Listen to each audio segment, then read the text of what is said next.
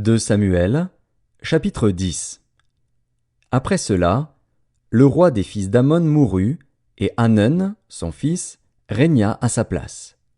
David dit: Je montrerai de la bienveillance à Hanun, fils de Nacash, comme son père en a montré à mon égard.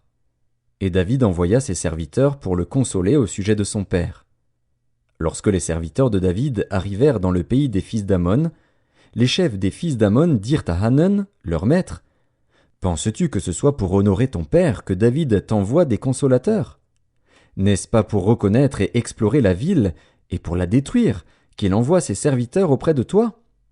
Alors Hanun saisit les serviteurs de David, leur fit raser la moitié de la barbe et fit couper leurs habits par le milieu jusqu'au haut des cuisses. Puis il les congédia.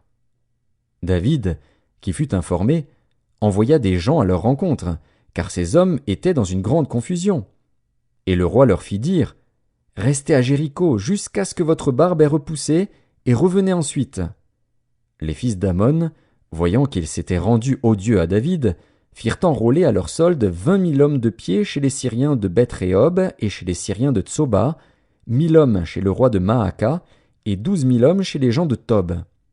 À cette nouvelle, David envoya contre eux Joab et toute l'armée, les hommes vaillants.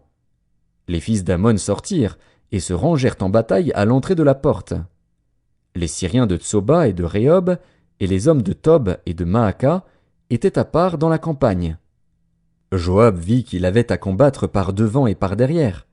Il choisit alors sur toute l'élite d'Israël un corps qu'il opposa aux Syriens. Et il plaça sous le commandement de son frère Abishai le reste du peuple pour faire face aux fils d'Ammon. Il dit: Si les Syriens sont plus forts que moi, tu viendras à mon secours. Et si les fils d'Ammon sont plus forts que toi, j'irai te secourir.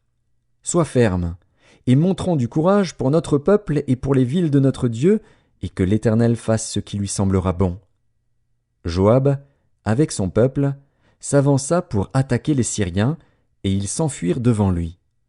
Et quand les fils d'Ammon virent que les Syriens avaient pris la fuite, ils s'enfuirent aussi devant Abishai et rentrèrent dans la ville.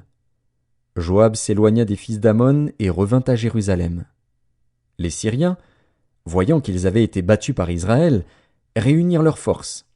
Hadadézer envoya chercher les Syriens qui étaient de l'autre côté du fleuve, et ils arrivèrent à Hélam, ayant à leur tête Shobak, chef de l'armée d'Hadadézer.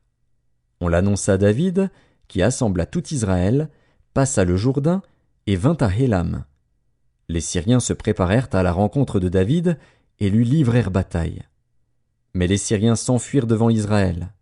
Et David leur tua les troupes de 700 chars et 40 000 cavaliers. Il frappa aussi le chef de leur armée, Shobak, qui mourut sur place. Tous les rois soumis à Hadadézer, se voyant battus par Israël, firent la paix avec Israël et lui furent assujettis. Et les Syriens n'osèrent plus secourir les fils d'Ammon.